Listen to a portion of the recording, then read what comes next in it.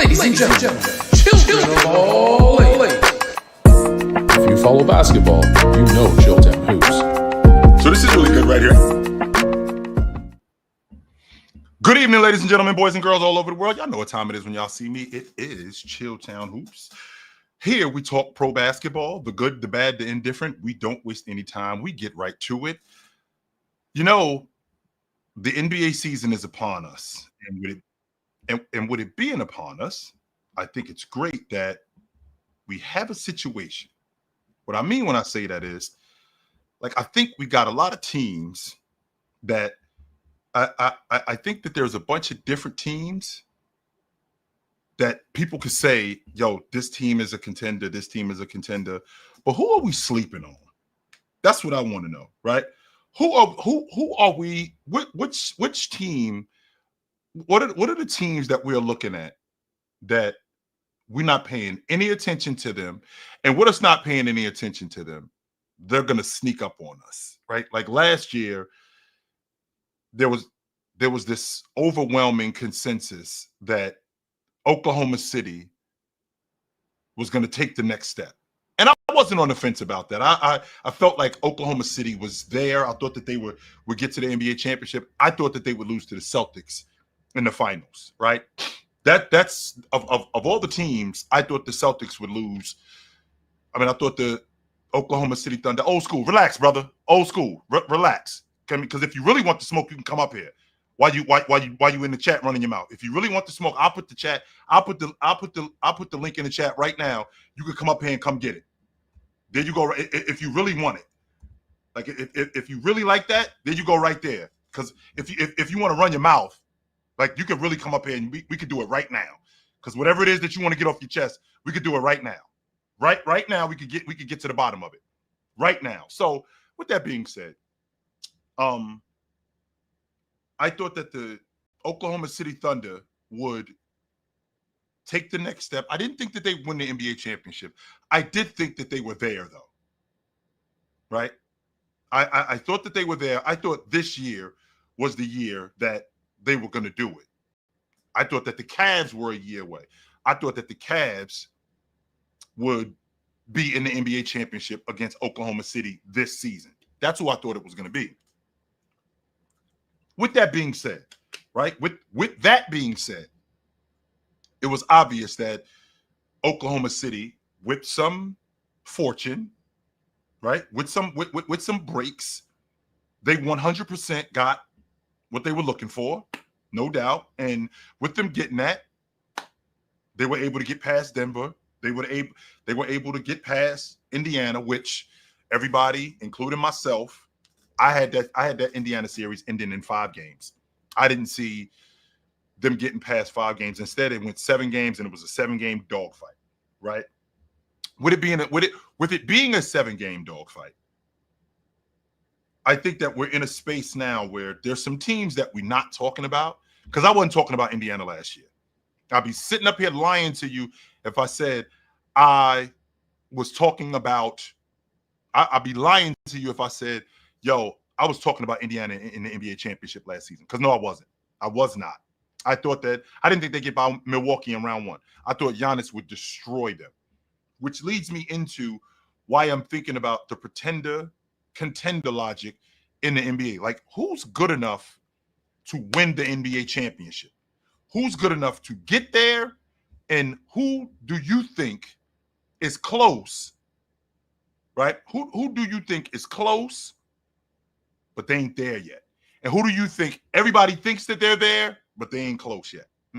Because I had this theory, and I've always felt like this when it comes to teams that get swept. I've always felt like that, and maybe I'm in the minority, and I probably am like reaching here when I say this, that I always felt like when you get swept, I always felt like that. I always felt like when you get swept, no matter if it's in the first round or it's in the NBA championship, I always felt like when you get swept out of the playoffs, if a team mops you out of the playoffs, you ain't close to winning it. You're not close. We got a lot of work to do. If we getting swept out of the playoffs, yeah, we're not close to winning it. I don't care if we do it in round 1 if we do it in the East Final, if it happens in round one, if it happens in the West Finals, if it happens in the NBA championship. If you get swept out of the playoffs, like a team mops you 4 straight, we ain't close to doing it. We're not. We got a lot of work to do. And I'm thinking to myself, right? I'm thinking, get this old school dude out of my chat. Listen, old school, come up here. How about that? The link is in the chat. You really want to come? Like, if you really want to do all of this between the chat, it's real easy to do that. Come up here and say your piece. That's how we can get to the bottom of that. That's how we could get to the bottom of however you feel about the Denver Nuggets. That's how we get to the bottom of it. So get out the chat and come up here and get to the bottom of whatever it is that you need to get to the bottom of. Anyway, like I was saying, I feel like when you get swept out of the playoffs, you're finished in terms of you contending. Like we have to get some level of continuity, because whatever we're doing, it's not working. To get swept out of the playoffs, yeah, we're not close to winning it. So when I think about these teams in the Eastern Conference, like when I think about these teams in the Eastern Conference, I'm thinking to myself, all right, well, who in the Eastern Conference do I think could win the NBA championship? There's only one team, and that's Cleveland. I'm not on the fence about that. I'm not thinking maybe. I'm not thinking possibly. I think it's Cleveland. Now, could the Knicks win it? Maybe. Could Orlando win it? I don't think Orlando's there yet. Atlanta is one of those teams that I'm thinking to myself, they could get bounced in the first. They are like what Dallas was 2 years ago. Like, they could get bounced in round one, or we could end up seeing them in the NBA championship, because they got that kind of crew where they could get hot at the right time. Some injury bugs can end up hitting the team. And then the next thing you know, right? Then the next thing you know, here we are.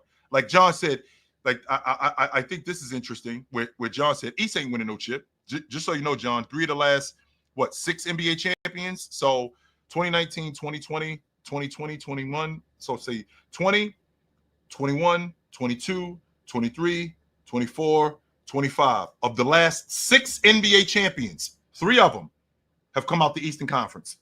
Just so we clear, my man. 3 of them have come out the Eastern Conference. That's Toronto, Milwaukee, and the Celtics. So chill out on the whole East ain't winning no championship. You're in that space of people who still think the Eastern Conference is what it was 15 years ago, when only one dude from the Eastern Conference was making the All-Pro team. Like, you still think that the Eastern Conference is going on like that. It's not. That's not what the Eastern Conference is anymore. No, the Eastern Conference is a lot more difficult than you think it is. Just like me, you thought that the Oklahoma City Thunder were going to mop the Indiana Pacers in the NBA championship. I didn't have that series going past 5 games. I'd be lying if I said I did. I did not have that series going past 5 games.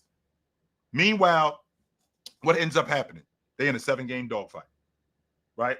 They in a 7-game dogfight. So here we are. The East is a lot tougher than you think it is. Like this dude says to me, so that means that the West won more championships. Okay, even if let's just say for the sake of argument that they won 1 more championship. That doesn't mean that the East isn't winning any, because they have won it. That's the point. That's definitely a point. And again, you still live. There's no reason to talk to you about the East and the West, because you still live in 2015. That's where you live. You still live in 2012. You still live in 2013. That's where you live. So there's no reason for me to talk to you about that. But I want to talk about what I want to talk about is I want to talk about what teams are legit contenders. And when I think about a contender, right? When I think about a contender, I think about a team. I think about different levels of teams. So you got a playoff contender, you got a championship contender. Like, I got playoff contenders. Like, I think Miami is a playoff contender. I think they're going to make the playoffs. I think the Chicago Bulls could make the playoffs. If I'm looking at the landscape of the Eastern Conference, if I'm looking at the landscape of the Western Conference, there's probably 9 teams that could make, there's probably 9, 10 teams that could make the playoffs, even if we didn't have a play-in tournament, right? Even if we didn't have a play-in tournament, there's still 9, 10 teams who are playoff contenders. And then you got championship contenders. Like, these are the teams that I think not only could get to the NBA championship, I think they could win it. In the East, I won't, even though I think that the Cavs are going to win it, I can't just downplay what's going on in the Eastern Conference anymore. After what I saw last year with the Pacers, when they were in that dogfight with Oklahoma City, they essentially did not allow Oklahoma City to take them out of how they play. How did Indiana play? Indiana is a lot tougher than I thought that they were. Way tougher than I thought they were. They play fast. Pascal Siakam is one of the best transition players in the game today. I don't know if there's 5 transition players in the game better than Pascal Siakam. I don't give him enough credit for being 6'9". But when I bring up Indiana, I'm thinking to myself, all right, how did this team end up in a dogfight with Oklahoma City? Is it because everybody thought that Oklahoma City was just going to mop them and Oklahoma City let off the gas? No. I thought that Nembhard did as good a job as he could possibly do on SGA. I think he made it difficult on him. I think he kept his touches limited. I think he kept him off balance in terms of his scoring. I think he kept him out of rhythm, which is something that was difficult to do, right? I think it's something that was difficult to do for other teams. I mean, SGA has the unique ability to when he gets going, it's almost impossible to stop him. I mean, he led the league in 20, 30, 40, and 50-point games. He's their bucket getter. That's who he is for them. All right. So if that's true, how do we slow that down? I thought Nembhard did a great job in keeping the ball away from him. And whenever he got the ball, crowding him, forcing him to his weak hand. And while forcing him to his weak hand, putting him in uncomfortable situations while he's driving with his weak hand to pull up quicker than he wants to, because I thought Nembhard was beating him to spots, and it worked. I mean, the series ended up going 7 games. I thought Miles Turner could have played better, but I say all of that to say all of this happened with the Indiana Pacers not really being a legit contender before the playoffs started, even though from January 1 up into the playoffs, they had the best team in the league. They were the best team in the league from January 1. There wasn't a team in the league better than them, record-wise. I didn't realize how hard-nosed that they were, how tough they were. And I think that they embody what the Eastern Conference is. The Eastern Conference isn't as weak as it used to be. I mean, 3 of the 5 guys that were first-team All-Pro in the 24-25 season come from the Eastern Conference. That's Jason Tatum, that's Giannis, and that's Donovan Mitchell. That's 60% of the 5. 3 of the 5 guys from the Eastern Conference. The East isn't as weak as it used to be. It's not. So which teams do I think are legit playoff contenders? So obviously, I think the Cavs are a legit playoff contender. Legit. Obviously, I think that the Knicks are a legit playoff contender. Legit. I think that the Orlando Magic, maybe I'm in the minority because I think that we kind of overrate them a little bit. I think that they're a team that could get bounced in. I think they can win a playoff series, but I got people talking to me about Orlando's in the East Finals. I don't think they're there yet. I think they're getting close. I do. I think that they're getting close. I don't think they're there yet, though. Nah. I have to see that improvement from Paolo. I think I'm going to see it, right? I do think that I'm going to see it. I just don't think it's right now, right? That's what I think. That's where I think we all suck. Peace, God. I don't think it's right now. I think we're getting close, though. I think we're at a point with Orlando where we're knocking on that door. I think that they win. I think they can win a playoff series if they end up in that 3 spot. If they end up having to see Detroit in the first round, I think Milwaukee will get them hell. I think Milwaukee would give Orlando hell. Contrary to what you guys may think when you look at that roster and you look at what Orlando has and Milwaukee has in terms of talent, I think that they will give Orlando hell. And I'm not on the fence about that. I think KPJ is a lot better than you guys give him credit for. I think Gary Trent Jr. is one of the smarter players. He plays within himself. I love that about him. Doc is trying to get Kuz. Doc is trying to get Kuz on the same page with the rest of the crew. I know that there's a lot of people who think Kuz isn't very good. I'm not one of those people. I think that we could dumb down what he does, and I think that he could play within his role, and I think he could be better. I think if we could get him back to what he was doing when he was playing with the Lakers, I think that he'd be really productive for them. I think Giannis could have what may be an MVP, another MVP level season. I'm looking at anywhere between 29 to 32 a game. I'm looking at between 10 to 13 rebounds a game and 5 or 6 assists. If this team that they have, I don't like the fact that Giannis has to do that much, but right, I don't like the fact that Giannis has to do that much, but the fact that he does what he does within that system, and don't get me wrong, they rely on him heavily, but the fact that he does what he does and he does it so effortlessly, I love that about him. Love that about him. So, with that being said, I'm not saying that they would win, but if Orlando were to see Milwaukee in round 1 in that 3-6 matchup, I think Milwaukee would give them hell. I think that's a 6-7 game dogfight. I think that's a knockdown, drag out 6-7 game dogfight. And Orlando may be better than them from a talent standpoint. But I think that Milwaukee would give them everything that they're looking for. I think that they would be great on the glass. I think Giannis would basically have his way with their front court. I don't think Paolo, at the age that he is at right now, I don't think he wants anything to do with Giannis. I don't. But I think Giannis at 30 years old, I mean, he turns 31 in December. Giannis, we're still in prime Giannis years. Still, we're in prime Giannis years. It's KPJ. That's their point guard, Kevin Porter Jr. I still think we're in prime Giannis years. We might still be in peak Giannis years, and I might be able to get, like, the last 3 years. I feel like I might be able to get another one of those years, right? I feel like I might be able to get another one of those years, but I think with this team, adding Miles Turner was a big deal. So I think that they would give Orlando hell.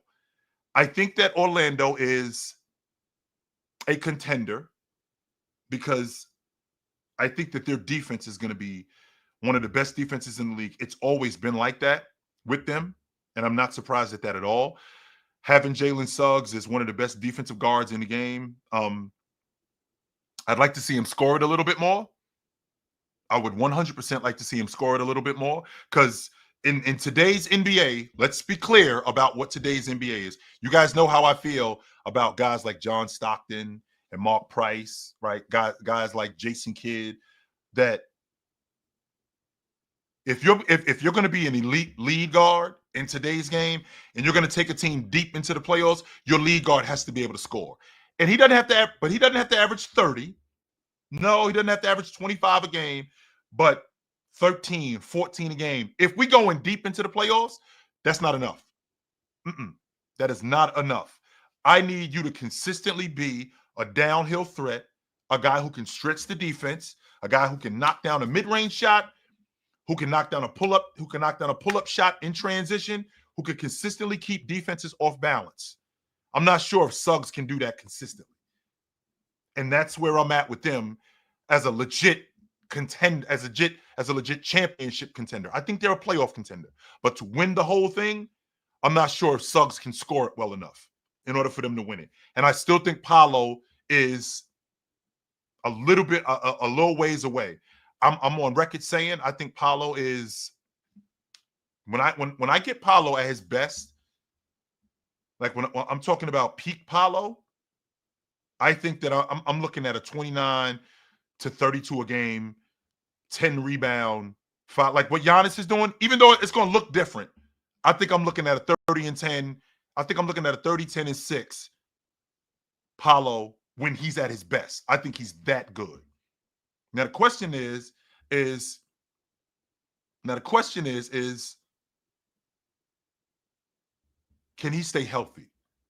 Because what I've seen in the playoffs over the last couple of years, the injury bug bit teams, but Oklahoma City, for example, they got bit early and they were able to overcome those injuries. Chet, who I thought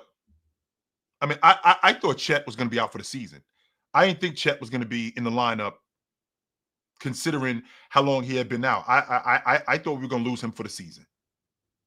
And when you lose a defender, a shot blocker, a rim protector, a rebounder like that, I'm like, how can Oklahoma City win the NBA championship? Only except they get him back in February and he gets ramped up for the playoffs and he actually looks really good. And don't get me wrong, he has some bonehead plays. You saw what he did against Denver in game 7. I'm sorry, not game 7. I want to say game 4. Yeah, in game 4. When Denver ended up stealing that game from them. Was it game 4? No. It was I think it was game 2. Yeah. When Aaron Gordon ended up hitting that 3 because he missed those free throws. It happens, right? It definitely happens. So with that being said, right? With that being said, the injury bug hit them early. They were able to overcome that. Was it game 1, Rich? My fault. I thought it was game 2. You know what, Rich? You're right, because in game 2, didn't they beat Denver by like 40, something like that? You know, straight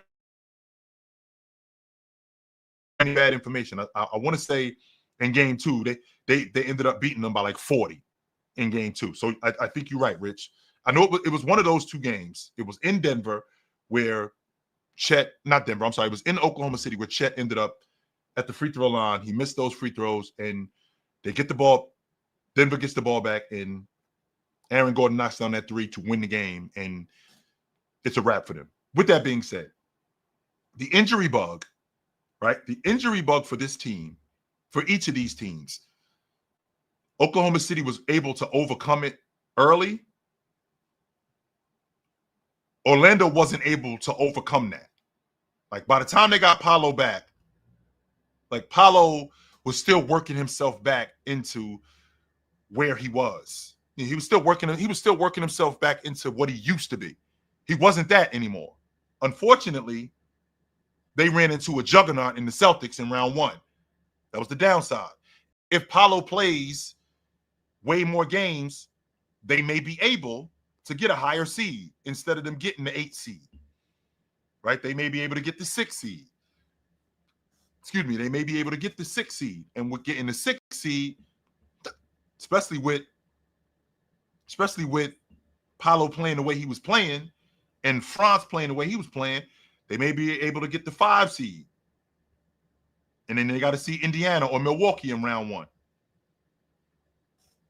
I think we're looking at something different. So with that being said, the injury bug ends up hitting Oklahoma City. They were able to overcome it. With them being able to overcome it, Orlando also gets hit with the injury bug early. They weren't able to overcome that. Cleveland got hit with the injury bug late. They weren't able to overcome that, unfortunately.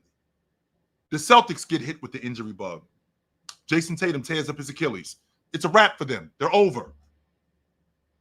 It's a wrap for that team. Denver gets hit with the injury bug late. They're not able to overcome that. So, I mean, that's essentially what it is if you could say if you can stay the healthiest, that's a part of being lucky. Like a lot of people won't agree, they won't admit the fact that being lucky is better than being good. And being able to stay healthy while these other teams, what up, Straight? While these other teams break down, that part of it means a lot. And if you could do that, yes, sir. Yes, sir. So I think Orlando is a playoff contender. I don't think that they're a championship contender. I don't think that their lead guard scores it enough in order for them to be a legit championship contender.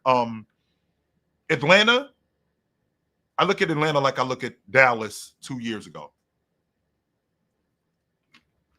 Atlanta is a team in the Eastern Conference, barring health issues, because they've shown me, Trey has shown me that You get us in the playoffs, and we will cause and we will cause hell. Get us in the playoffs, and we will be a problem for you. Do not think that we will be an easy out. Get us in the playoffs. Now, I don't think that they're going to win 55, 60 games or something like that. I think that I'm looking at anywhere with the Atlanta Hawks. I think I'm looking at anywhere between 45 to 50 games. I'm looking at a 4 seed for them. Barring any injury issues, this is a team that I look at like Dallas in 24 that went to the NBA championship. This is a team that could get bounced in round 1, or they could get to the NBA championship. I think that they're that good because I love the way that this team is put together. I love it. And I think that this is the most talent that Trey has been around since he's been with the Atlanta Hawks. I don't think that there's another team that he's been on, as that includes that 21 team that he was on that went to the East Finals that had no business beating the Philadelphia 76ers, by the way. They ain't had no business getting by them. Hell no. But with that being said, I love the fact that Dyson Daniels has become who he has become. I love the fact that when they take Trey off the floor and they move Dyson over to the 1, I think he's extremely effective. I didn't give him enough credit as a passer. I didn't give him enough credit as a defender. And the reason why I didn't give him enough credit as a defender is because I was wrapped up in Herb Jones. That's why. More than anybody. I was wrapped up in Herb Jones. And because I was wrapped up in Herb Jones, they got this 6'7" demigod who has got great hands, one of the better on-ball defenders in the game, great at beating guys to spots. He's impossible in the passing lane. You can't take your eyes off him because the minute you take your eyes off him, we're going the other way because he's stealing the ball. He's been fantastic as a defender. So now I got to start paying even more attention to him. This season that just passed, because I was watching the Atlanta Hawks, and I was only watching them for 2 reasons. That's Dyson Daniels, and that's Jalen Johnson. That's the only reason why I watched them. This season, I'm going to be paying more attention to this kid Okongwu. And the fact that they bolstered their roster, we're getting Nickeil Alexander-Walker, that helps. And getting KP, that definitely helps. And KP has told us what was going on in Boston last year with my health. That's not an issue anymore. That's not an issue anymore. So don't worry about that. I don't know what it was. I can't tell you exactly what it was, but what I do know is that's not an issue anymore. I feel great. My body feels great, even though KP has been very injury prone, very much so. Like he'll roll an ankle and he'll be out for a month. That's what KP is, and I don't think that that's news to anybody. So if Atlanta can stay away from the injury bug and they can stay relatively healthy for the season, I think that they could get deep in the playoffs. I definitely think that they could go far in the playoffs. I definitely think they're a playoff contender. Can they win the NBA championship? That remains to be seen. Detroit, I don't think that they're there yet. I think that Detroit is a playoff contender. Yes, I do. Do I think that they're an NBA champion contender? No, I don't think they're that good yet. I think that this season I'm going to see improvement from Jalen Duren. I'd like to see him be able to finish better around the bucket. The thing that I'm looking for from him, which I did see last year, I saw some improvement on the defensive end. He wasn't fouling as much as he was the year before. He still fell into the trap of dumb fouls from time to time, but it wasn't as much as it was the year before that. That tells me that that's improvement. The fact that they get Jaden Ivey back, I think that's a big deal. I was on record before the beginning of the 24-25 season saying that I thought that both Cade Cunningham and Jaden Ivey were one of the most dynamic young backcourts in the game, and we're going to be talking about them like we talked about Dame and C.J. McCollum, like we talked about Kyle Lowry and DeMar DeRozan, right? Like we talked about John Wall and Bradley Beal. Like we talked about teams, like we talked about backcourts like that. We're going to be talking about these two guys like that. But then he ended up going down with that injury because Cole Anthony got tangled up, and he ended up cracking his ankle, and it kind of sunk his season. But he was doing really well. he was doing really well. I like how he picked up his ability to screen navigate. I thought that was really impressive from him. I thought he's a smart kid too, and I really like that about him. I like how he comes off screens and he looks for a shot. He's not one of these guys that's coming off screens that's unsure of what he's doing. I like how he comes off screens and he's looking for a shot. I love the fact that Cade is a better athlete than I gave him credit for. I love that. I love how wrong I was. I thought he was a good athlete. I didn't realize he was that good. Not only did I not realize he was that good, I didn't realize how good he was finishing around the rim with both hands. Not with just one hand, with both hands. I didn't realize that, particularly with his weak hand. I thought that he was really good doing that. Guys like Isaiah Stewart, we are definitely in a different series if he doesn't hurt his knee last season when they played against the Knicks. They needed that dirty work guy. They 100% needed him. 100% needed him. And I felt like, is that me? Oh boy. Excuse me for a second. I apologize.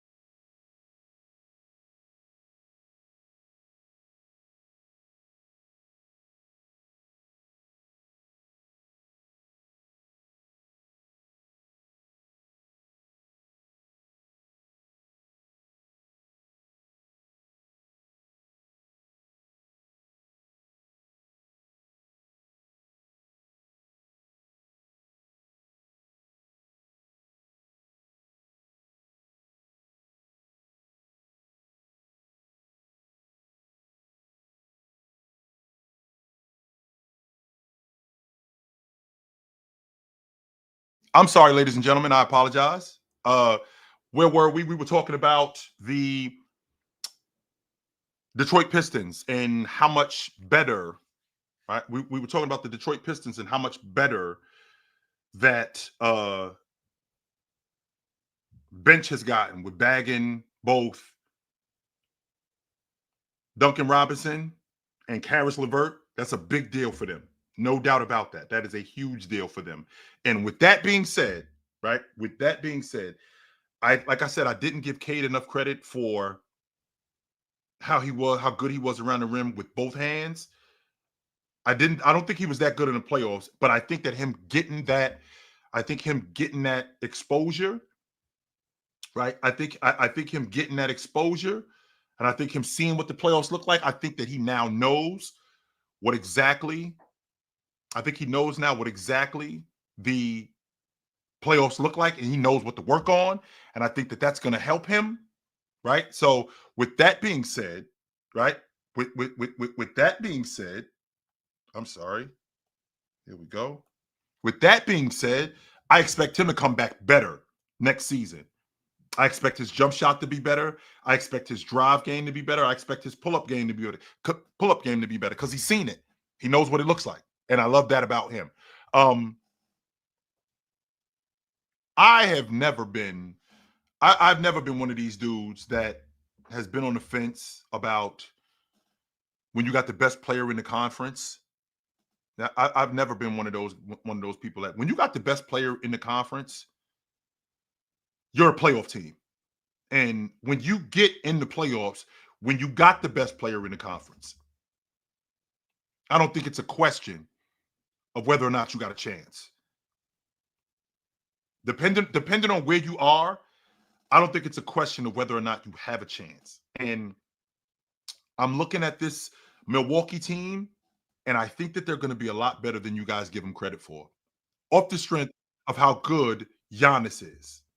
Right? Off the strength of how good Giannis is, I think this Milwaukee team is going to be a lot better than what you give them credit for. The fact that they've added a stretch big in Miles Turner, who I'm not a big fan of, but I look at him, he gives me a younger Brook Lopez vibe. Like he can stretch the defense. He will block some shots. Doesn't rebound as much. And Brook Lopez was never a great rebounder either, which always bothered me about him, that he was never a great rebounder. With that being said, right? With that being said, this kid, Miles Turner, he gives them a dynamic that they didn't have last year. Younger, more athletic, could guard on the perimeter, can stretch the defense, will finish around the rim. I think that gives them something that they didn't have last year. Let's be honest. If they still had Dame on the roster and they didn't make this move, they're not better. They are not better than what they were last year. The fact that they got Dame off the roster, sent him back to Portland, and was able to bag Miles Turner in the process, this team is much better. This team is much better than what they were last year. Then I got Bobby Portis in the rotation. I got Green in the rotation. Right? I got Tayshaun Prince in the rotation. I got guys who can stretch the defense. In addition to stretching the defense, I got dirty work guys in Bobby Portis. I got the lead guard coming off the bench. I got Cole Anthony. I think this team's going to be a lot better than y'all give them credit for. A lot better. And with that being said, I think they're a bona fide playoff team. I think they're a contender. I don't think we got action with Milwaukee winning it.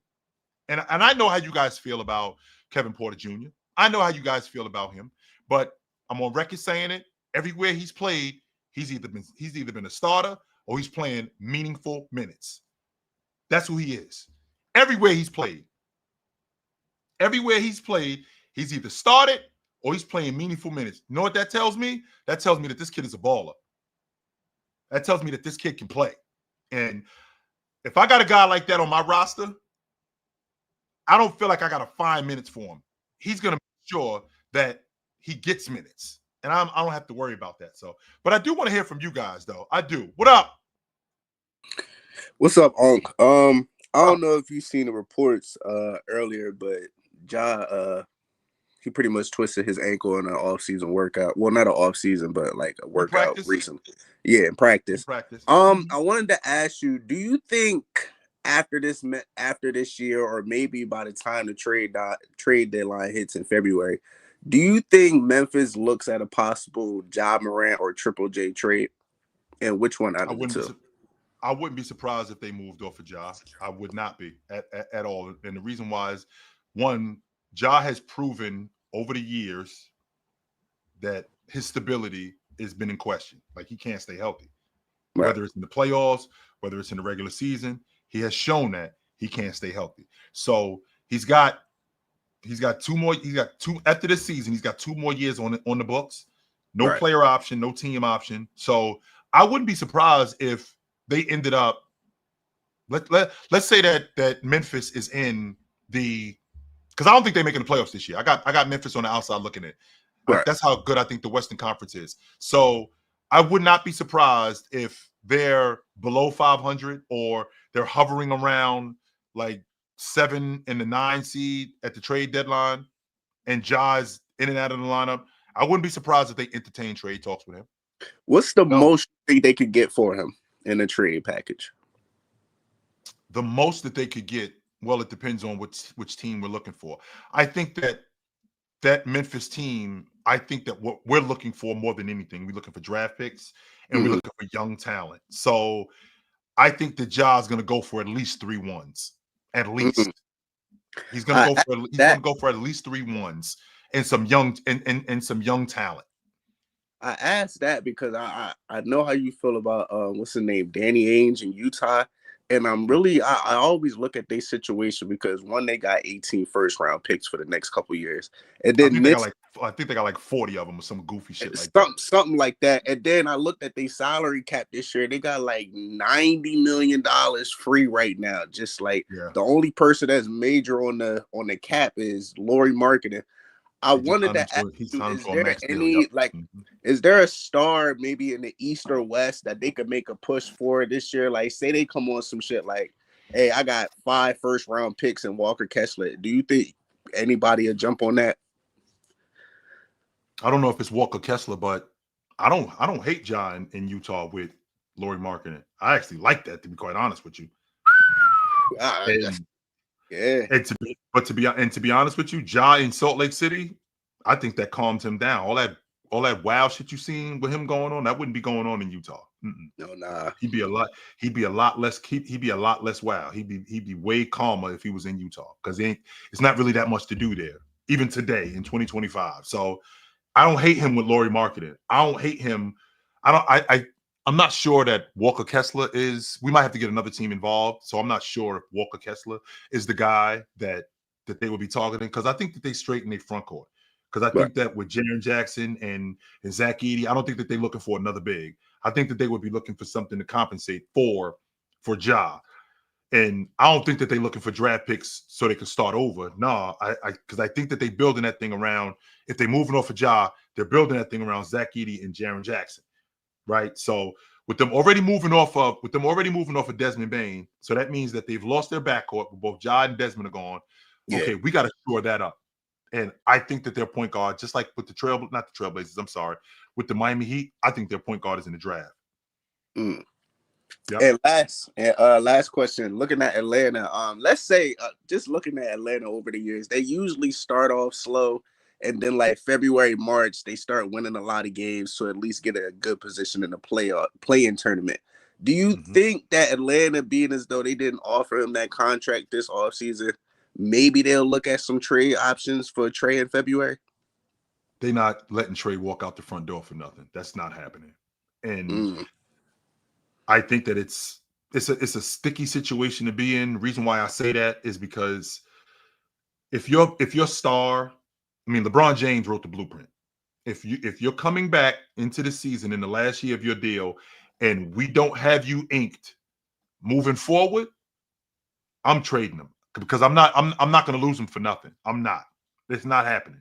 So if I got Trey Young and we're at the trade deadline and we're the number 3 seed, we're the number 4 seed, I'm entertaining all phone calls. 100% I am, because I'm not losing him for nothing. He's not walking out the front door, and I'm not getting nothing for him. I'm not. Even if the case is he wants to be in Atlanta, even if that's true that he wants to be in Atlanta, I can't risk that. I can't risk that. And I think that I think it's bad business when you have your star in a contract year. We get to the end and you're hoping that he resigns with you. Nah, nope. If I don't get him inked by the time the season starts, especially if he tells me that he's not interested in talking extension during the season, definitely out. I'm definitely out. I'm out. Yep. Appreciate it, dog. Yes, sir. I'm definitely out. I do not do that. No, not me. When I get my star player, right? When I get my star player who tells me that he's not interested in signing, if we don't get a contract signed by the start of the season, and he says he won't negotiate during the season, yes, I'm moving him. 100% I'm moving him. I'm out. Because what I'm not trying to hear, I'm not trying to hear us left holding the bag. James already proved that. James showed me that in 2010. These guys will walk out the front door and you will get nothing in return. Nothing. So because of that, nah, we got to get a deal done with Trey. And if he doesn't want to negotiate throughout the course of the season, yes, I'm definitely looking to move off of him, because he ain't walking out the front door for nothing with me. Nah, I'm not trying to hear that. That's bad business. That is terrible business. I think that Atlanta, Detroit at the 6th seed, Then it gets tricky, and because I think that Milwaukee is a playoff. I think they're a playoff contender. I don't think that they're a championship contender. I don't think that they're that good. I'd be blown away if Giannis took this team to the NBA championship. I would be blown away. That's not to say that this crew is whack, because I do think that they have some talent. I'd be blown away if he took this team to the NBA championship. So hold on for a second. What up? Who are we trading? Where are we trading Trey to though? Chill. If we can't ink this kid, who's calling up, picking up the phone and like, hey, I want Trae Young. Oh, I can get something for him. I know. Let's be clear. I got a guy who leads the league in assists. I got a guy who's been efficient at that. He's one of the better scoring guards in the league. A team that needs a point guard. Miami needs a point guard. There's a bunch of different teams that need a lead guard, and they are a lead guard like Trae Young away from challenging for the championship. If I look at the landscape of the NBA, I think Cleveland is straight with their lead guard. I think Boston is straight. I don't think that they would be interested. Yeah, I think y'all straight. And the reason why I feel like y'all straight is because the way that your offense is predicated, you don't need Trae Young. That's why you got Jason Tatum. That's why you got Derek White. That's why you got Pritchard. You don't need Trae Young. There's no reason to have him. Indiana, they straight with their point guard situation. For him to be in a place like Milwaukee, for him to be in a place like Orlando, I mean, I think that Orlando. Wouldn't this just be a Dame in Milwaukee if Trae went to Milwaukee? Wouldn't this kind of be like a similar situation? No. One, I think Dame was much more of a score first guard. As much as Trae Young is a scoring guard, he's definitely a better passer, more aware, more willing passer than Dame. He gets everybody else involved in the offense way more. So I would definitely. It's a different dynamic between Dame and Trae Young. We're talking about an even bigger defensive liability, though. That's the problem. But here's the difference. The difference is that he'd be an even better distributor, which means that we get everybody else involved. So our offense would be so much better with him as opposed to with Dame. As much of a bucket getter as Dame is, Giannis playing off of Trae Young would be way different than Dame playing off of Trae Young. Way different. So you think Trae? Who do you think is better playing off ball, off Giannis, like Trae or Dame? Well, I don't think Trae would play off Giannis. I think Giannis would play off Trae, and I think so. That's It'd be where that okay. Offset at. I think that's where it got offset with Dame. I don't think Giannis is the best screener, but I think Trae would get him involved in other ways because I think Trae's got the ability to get downhill, so he would find Giannis in much better situations than what Dame would do because I just think he's a more willing and better passer than Trae Young. So I think that helps out tremendously. Miami is a team that would have no problem bagging Trae Young. I think he could help them. Any Western Conference teams? I love Trae in Phoenix with Devin Booker. I love him in Phoenix because I think Devin Booker. This would be a repeat of it'd be like Chris Paul without the defense. It'd be like that. It'd be we can move D Book back to the 2, put Trae at the 1, and then boom, we're right back to where we used to be at. It's just that we don't get the defense. I don't hate it. And you put the pieces around him because you got guys like Mark Williams, a rim protector. You got Dylan. You might have to give up Dylan Brooks, but I don't know what the trade looks like. But Trae is in a situation where him being in a contract year, there's a lot of teams I feel like that won't be interested off the strength of him not re-signing with them. Like if he gets traded to Brooklyn, I don't see him going back to Brooklyn. So like they wouldn't be interested in giving up like 4-1s for Trae Young. Nah, why the hell are we doing that? Because we're gonna end up losing him, and we're gonna end up losing him in the postseason. I love him in Minnesota with Anthony Edwards. I love him up there. I think he'd be fantastic with Anthony Edwards up there, especially with the defense that they have. They got plenty of defense to protect him. Plenty of defense to protect him. I feel like Trae would work best on a defensive-oriented team. Yes, so a heavy perimeter defensive-oriented team. Those are a couple of teams that I'm thinking about off the top of my head that I think could really help. So, we'll see. We'll definitely see. I got one more question for you, Chill, and this is the main question I wanted to ask you is like, what's going on with this Golden State Warrior team, Chill? You think they're making any noise? any trade. Like I feel like there's no way they don't end up trading Steph eventually.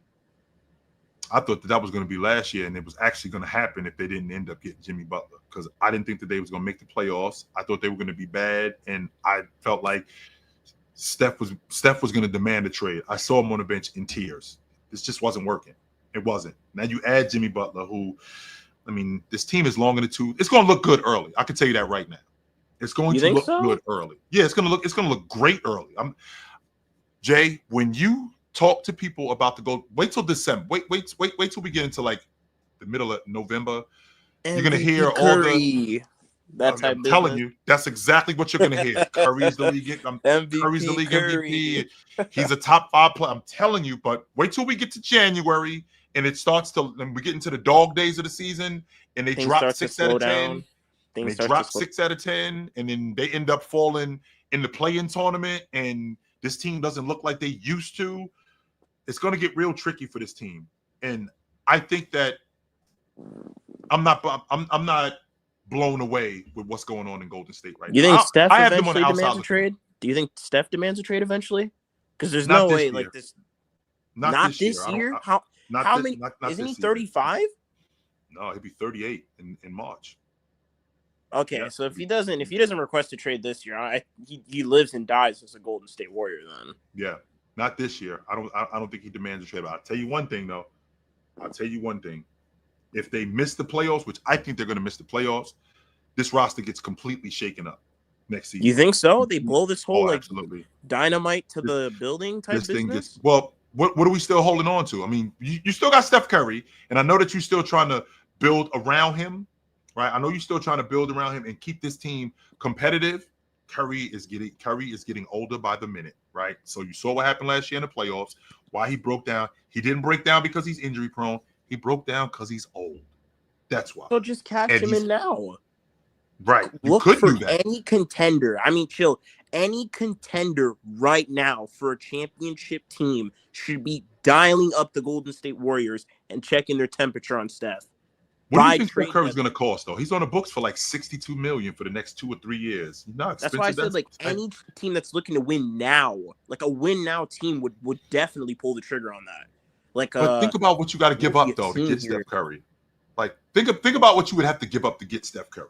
Like if you Houston and you wanted Curry on your roster, what you think you'd have to give up to get him? I can tell you where Houston. I can tell you where we start at. I can tell you that we start the conversation. It starts and stops with Sengun. We'll start there. So if all I think before the KD trade, they had something even better. Prior to the KD trade, because they traded for KD now. I mean, before KD showed up, I think you have a conversation for a legit trade. But now that they got KD, I don't think they need Steph. Right. But I'm trying to think. It's a team of the teams in the Western Conference, like the Clippers. Like if he were to end up in Los Angeles, what do you think that they would have to give up to get him? A haul for him. Half the roster's gone. Yes. And are we winning with James Harden, Steph Curry, and whatever's left? Because I can tell you right now, if I'm Golden State, I want Zubac. If Zubac ain't in this trade, no deal. If Zubac is not in this trade, you're going to kill me for this team, chill. Indiana? He doesn't make them contenders. Not today, he doesn't. For a championship with Steph and Halliburton? Working off of Hallie? Don't forget, Hallie's out for the season. Damn. Don't forget that. Yeah, Hallie's out for the season. So, all right, brother. Good to talk to you. All right, chill. You have a good one, chill. Yes, sir. What up? Yeah, this is a loaded question. Is it too late to ask you? Remember last time I pulled up and I was asked you about Oscar Robertson? Yep. And his impact. So I wanted to ask you, do you know the scenario on why the bird rights went into effect in the first place? I mean, I'm honestly, I'm the student right now. You know what I'm saying? I'll be pulling up with stuff that I don't know, but I figure you do know, so that's why I like to ask you these questions. What happened for the bird rights to go into effect in the first place? So Red Auerbach found a loophole in the collective bargaining agreement. He wanted to pay his players because Larry Bird was becoming a free agent and they had the salary cap. Okay. He wanted to be able to pay his players whatever he wanted, and it didn't affect the salary cap. And he found a loophole in the collective bargaining agreement that would allow that. And that's where the bird rights came in. So he ends up paying Larry Bird. It was like $4 million, and it didn't affect the salary cap as much because he didn't want to lose Larry Bird. And Larry Bird didn't want to play anywhere else. So he wanted to be able to go over the salary cap without having to worry about it affecting the salary cap, if that makes any sense. So it did make a lot of sense, and I could definitely get with that. Why if I got this guy that's on my team for the last 7-8 years, why do I have to contend with this team or this team in terms of I should be able to pay him whatever I want to pay him, and it not affect my salary cap because I raised them, and that's exactly what happened. So he ended up getting what's called the bird rights. And I love it. So the bird rights is when you draft a player and they there for more than 4 years. Is that right? No, the bird rights are when you draft a player. I don't know if it's 4 years. I think it's a little bit longer than that. But I know when you draft a player and you've had him for an extended period of time. I'm not sure that it's 4 years, but I'm confident that it's an extended period of time. And that period of time, when you have his bird rights, I can pay him, and the way the collective bargaining agreement is today, as long as it doesn't count for more than 35% of the salary cap, I could go over. Okay. Nah, thank you for that, Chill. I appreciate you, for real. No doubt. You know, all right. Find me every week. Chill. Yep. What up? What up, Chill? What up? What up, my man? I just wanted to discuss a couple things, you know. What up? What's up, Chill? Yep, I heard you. What's up? What's going on?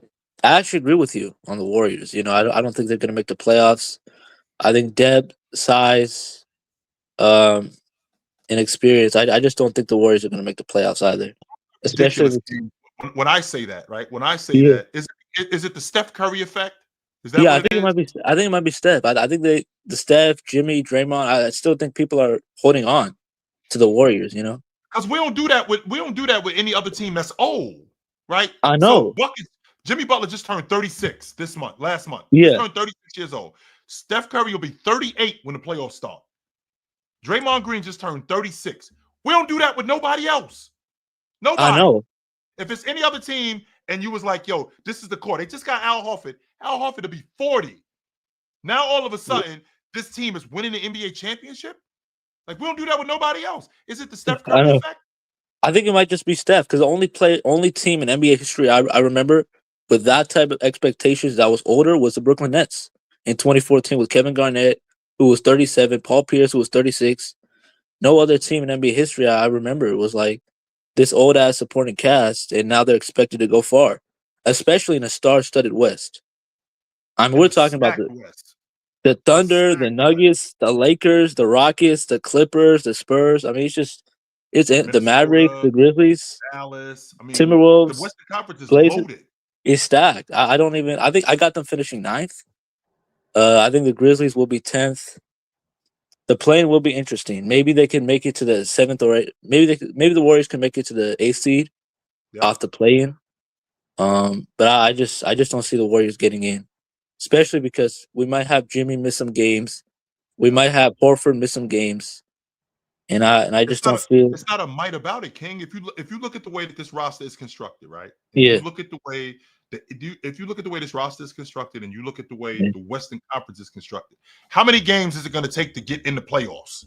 I ain't even talking about the play-in tournament. Yeah. Let's just talk about the playoffs. How many games is it going to take to get in the playoffs? So I'd say 45 to 48. Memphis won. Yeah. Memphis got in at the 8th seed. They won 48 games last year. 48 games.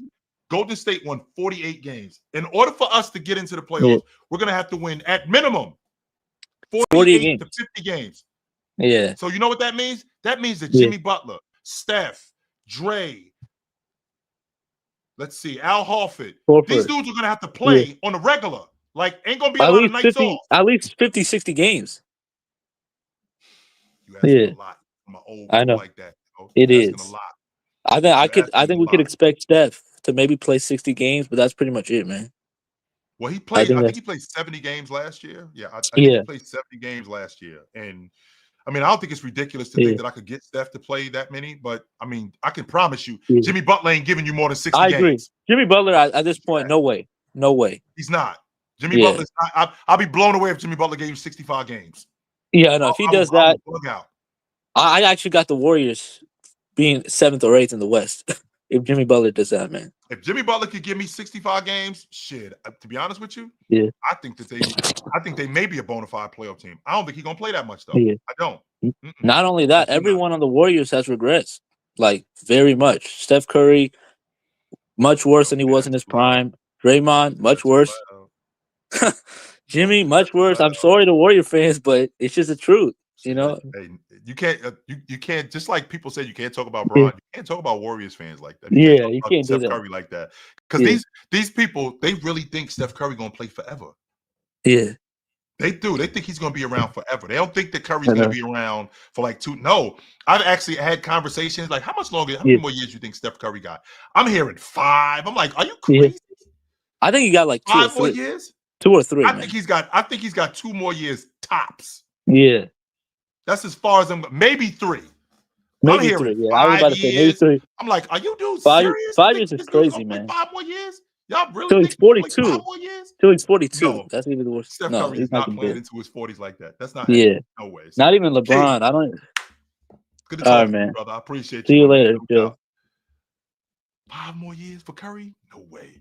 Hell no, that's not happening. So, absolutely. All right, guys, you know what time it is. It's about that time for me. I got to bounce. It was good to see you guys tonight. Y'all know where to find me at. If I'm not here, I'm on TikTok every morning, 9 a.m. Good Morning NBA. If I'm not there, you can find me on the panel on the Players Choice Network, 11 o'clock to 2 o'clock, Monday to Friday. If I'm not there, I'm right here on Chilltown Hoops, weeknights, right here on the Chilltown Hoops Network, weeknights. Me and my man Tony Tone, we do it on Tuesday night on the Chilltown Hoops and the Sports Fluent Network. We ain't hard to find. On Thursday, me and my man Big Ox, we do it at 4 o'clock on Thursday and at 12 o'clock on Saturday on the Players Choice Network. So I ain't hard to find, guys. I will see you soon. Until then, put on a suit, drink water, don't drink and drive. Hey, man, call your mother. When's the last time you talked to your mother? I just talked to my mother on Sunday. I literally just talked to my mother on Saturday. On Saturday. I just talked to my mother. So I will talk to you guys soon. Until then, put on a suit, drink water, don't drink and drive. Hey, man, call your mother. When last time you talked to your mother? Call your mother. I will talk to you guys soon. But until then, take it light, but take it. Absolutely, man. It was good to see you guys tonight. This was dope. I enjoyed that.